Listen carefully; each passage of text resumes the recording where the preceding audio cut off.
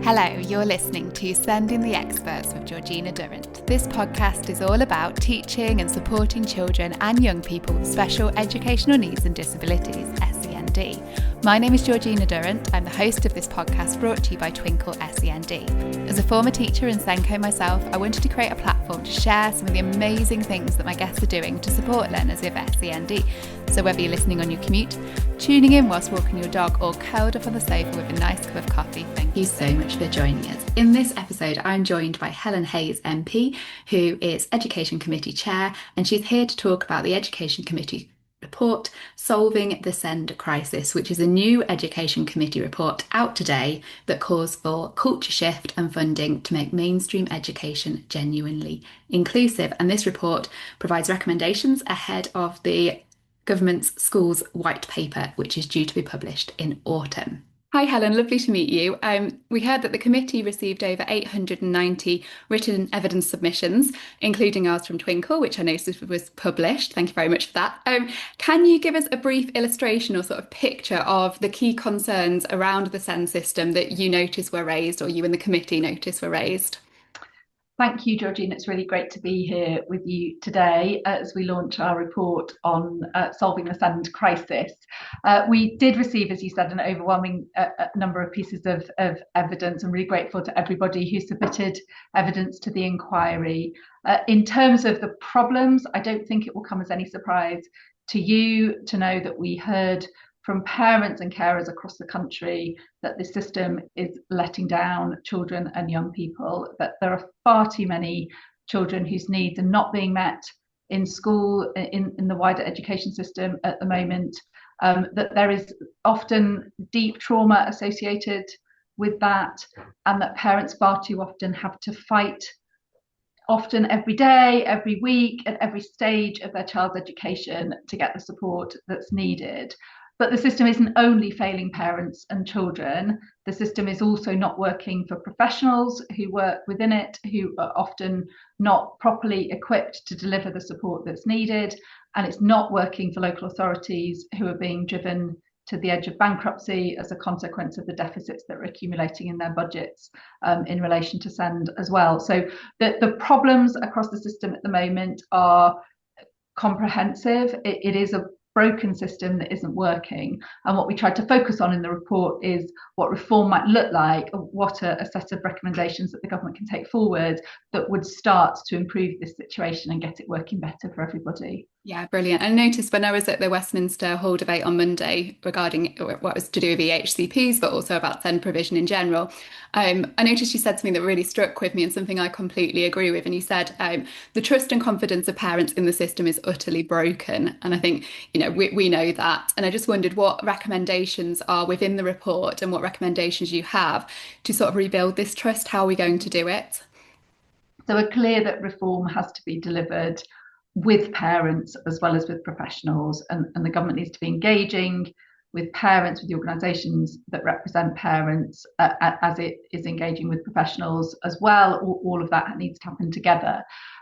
We believe and we recommend in the report that accountability is strengthened across the system as a whole. At the moment, what we see is that the accountability for parents, the access to redress if something isn't working, rests almost entirely on the statutory part of the system, on the EHCP process.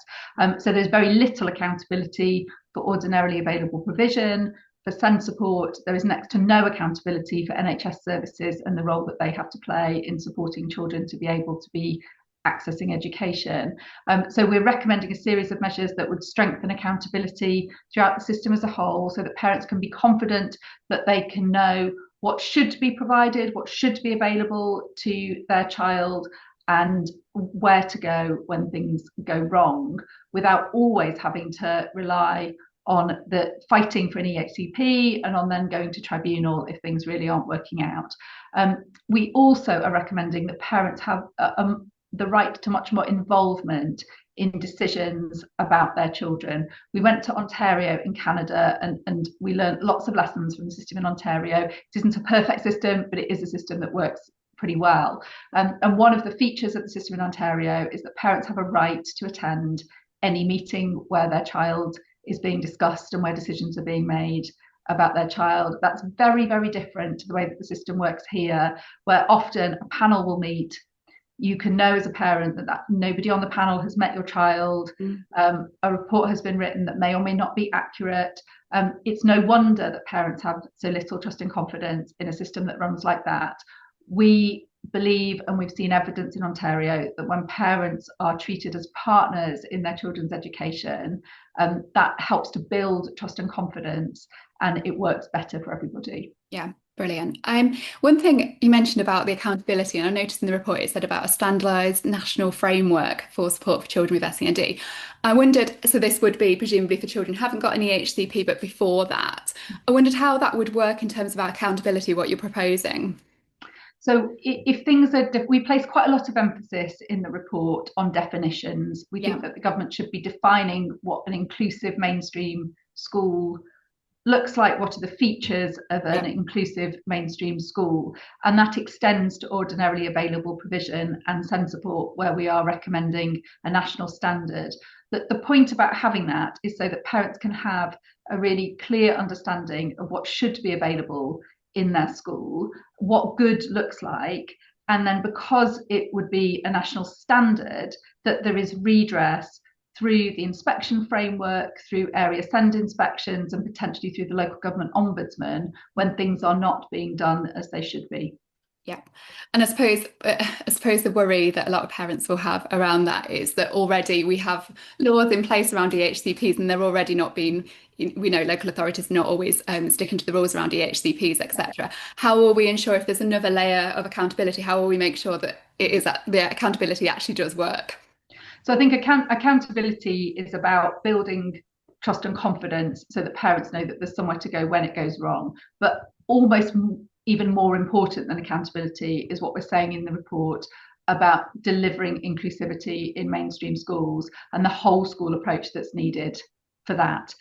This is about getting things working better, even more than it's about where to go when it isn't working.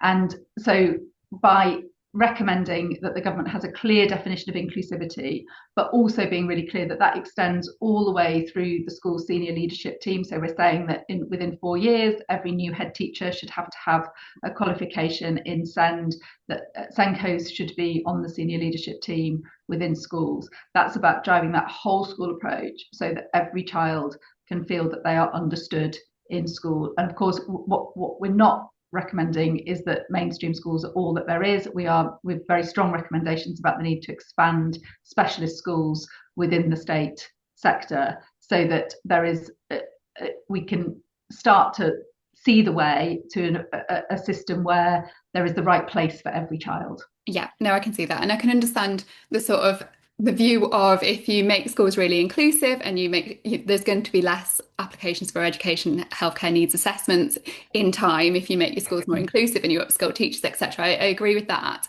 in principle, not for all cases, because obviously some children with complex needs will always need an EHCP. What is your view, and I know EHCPs were mentioned a lot at the Westminster debate, what is your view on EHCPs? Are you proposing that they remain as they are?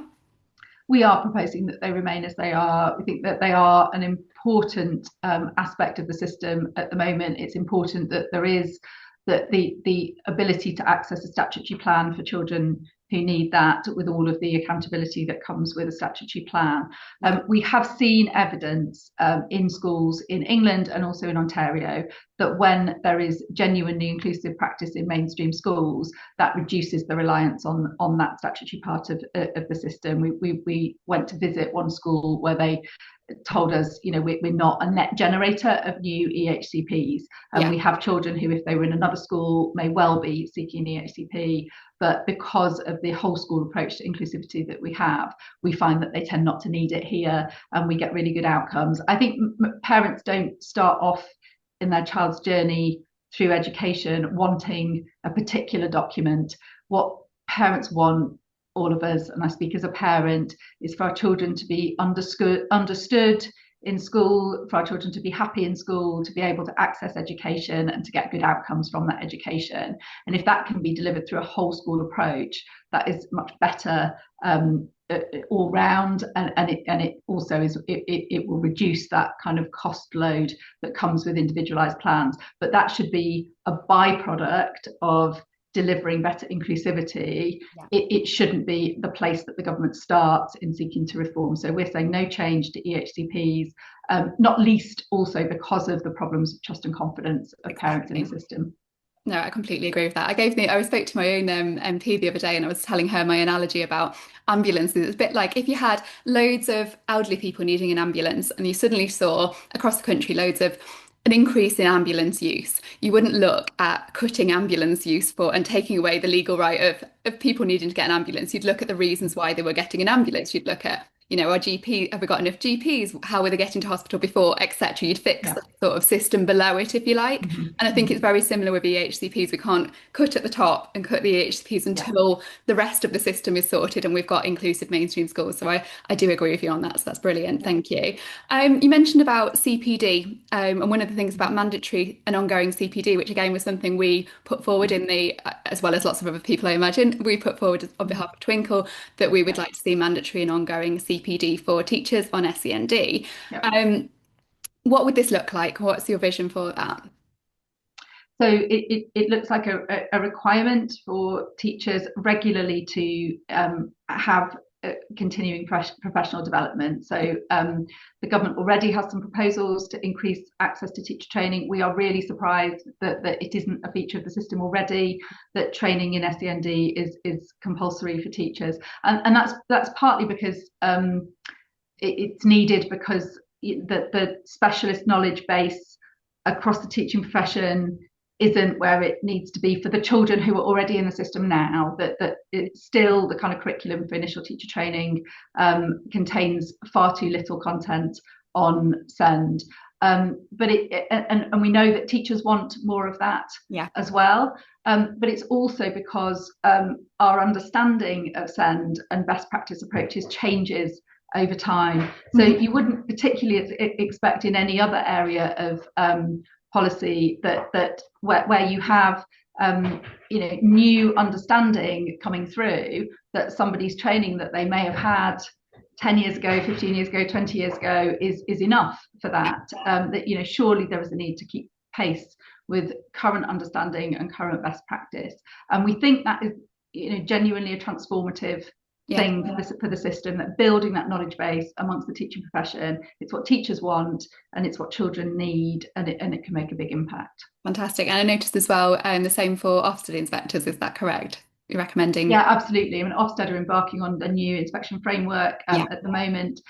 We've had initial discussions with Martin Oliver about that in the context of these reforms. He's clear that it is a framework into which kind of changes in government policy can come. So it's a framework that's adaptable to change and reform that government might bring forward over time. But it's really vitally important that if the inspection framework is changing, that all inspectors have a really good understanding of what good looks like to be able to implement that new framework effectively. Yes, completely agree. The report also states that a member of the senior leadership team should have a SENCO qualification, which is great. What else should be done to ensure that SENCOs can do their jobs effectively? I've been a SENCO, it's a tough job. Is there anything else we're doing to protect SENCOs and retain SENCOs, I suppose? So we think there's a need to look at the size of the SENCO workforce and to look and to have a kind of realistic assessment of how many SENCOs are needed, and to look at kind of ratios in that regard. That's something that's in the report. And then I think having that whole school approach is really important. When we talk about inclusive mainstream, what we can't have is additional services and requirements being bolted onto the system as it is at the moment. And what we see in far too many schools at the moment, my sister is a SENCO as well, is that all of that need can be effectively kind of made the responsibility of a single staff member, sometimes within quite a large school.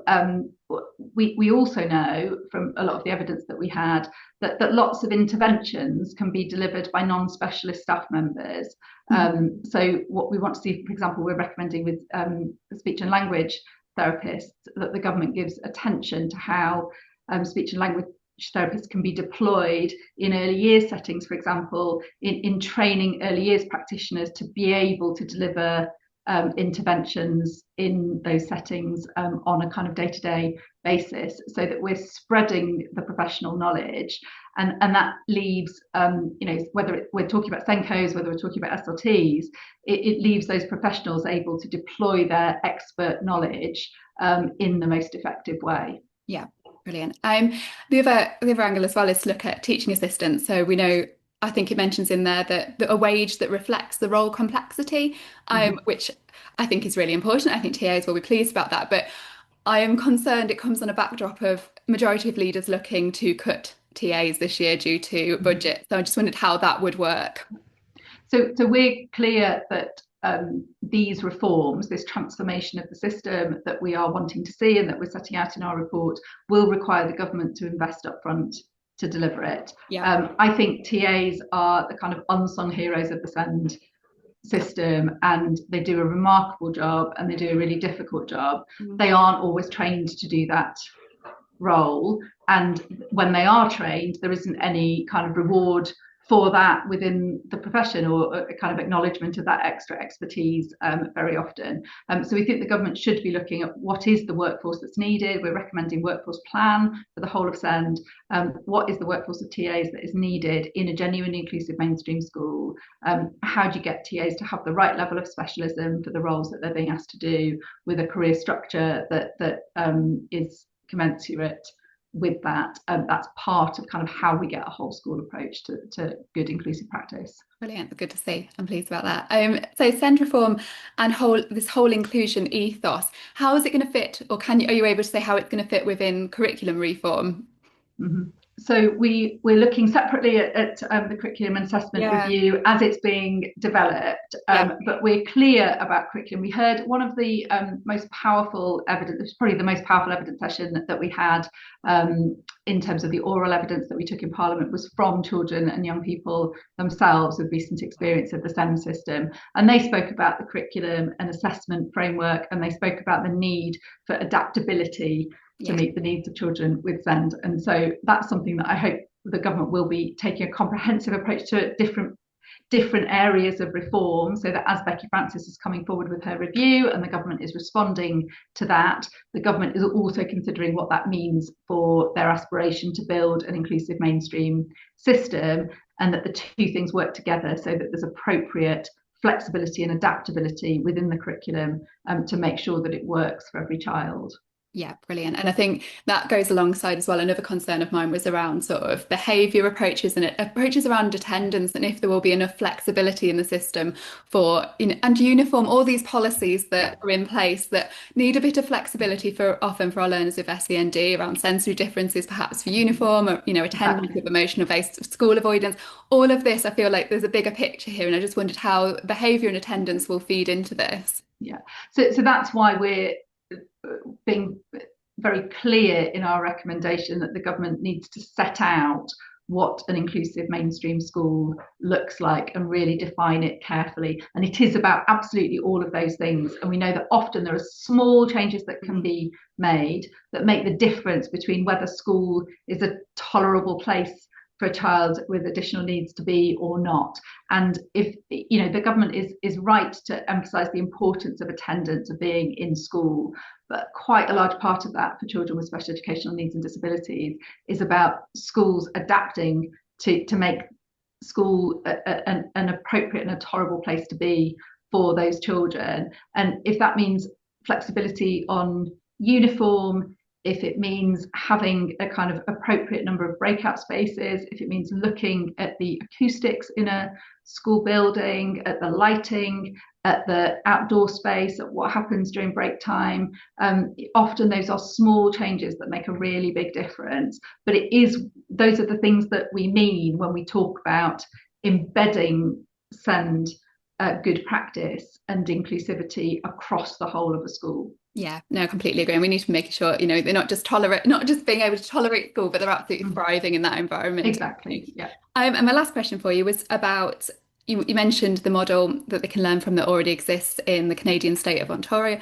Can you tell us what you learned from there, and if there's any downsides, I suppose, to their model? So I think they also the downside that we found is that they're not immune from challenges around the cost of their system, that they're not as nearly as significant as the challenges we have in our system, but they did talk about, everybody we met with did talk about kind of cost pressures and the struggles that they have on that front.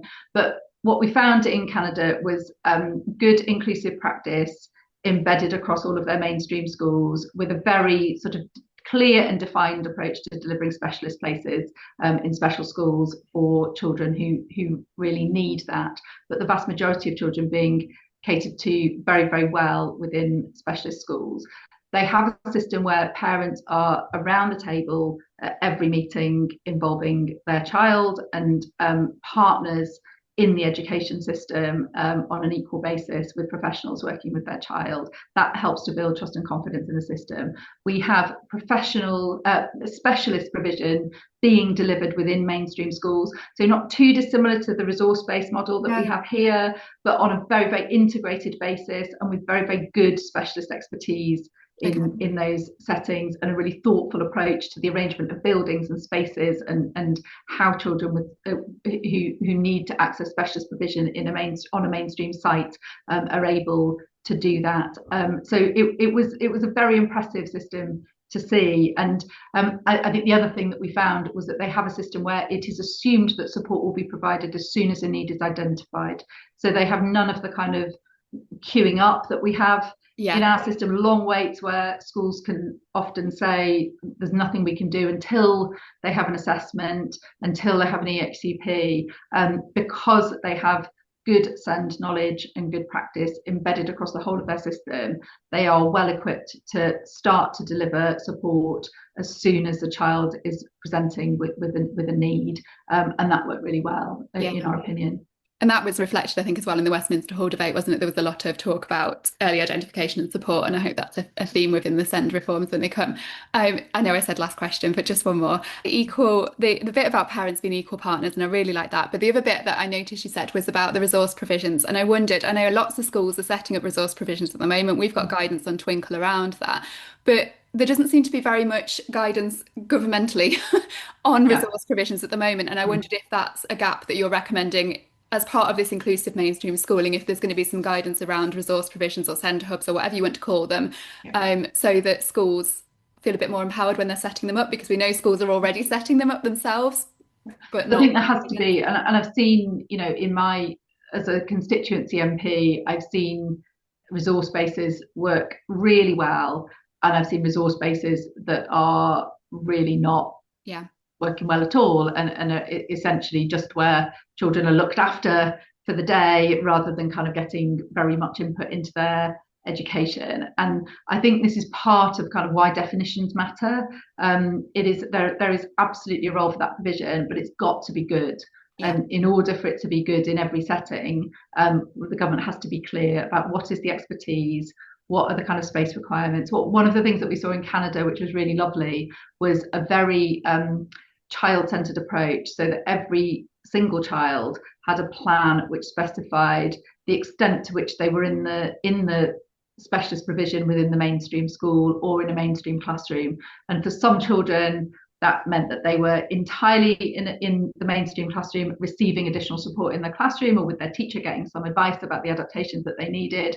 For some children, it meant that they were entirely within the specialist provision. But for others, it meant that they had a timetable that meant that for some subjects, they were in the mainstream classroom, able to access the same curriculum content as all of the other pupils in the school. For some of them, it meant that for a certain portion of the day, they were in that mainstream classroom. But it was a very, very child-centered approach, looking at what the child can do and working from there. And I think we should see a similar approach here, but you've got to start from the perspective of what does good look like and what are we aiming for in every school. No, I agree. And I think there's real concerns as well, isn't it, on how that is inclusive when, by its very nature, they're not in the classroom with their peers. And I think there's a lot of work to be done around there. Also, so on that front, so we also saw in Ontario really good approaches to some of the kind of school-wide social activities that are making sure that every child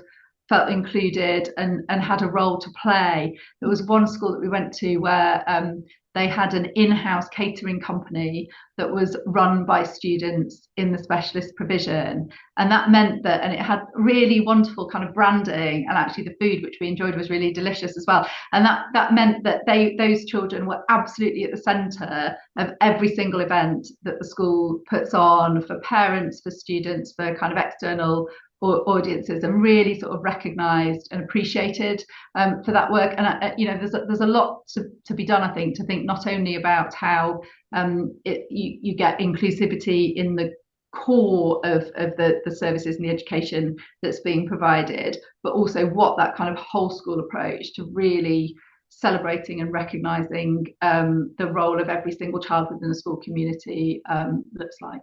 Brilliant. Thank you. Thank you ever so much, Helen. You've been a brilliant guest. I really appreciate you coming on at such short notice to talk about this.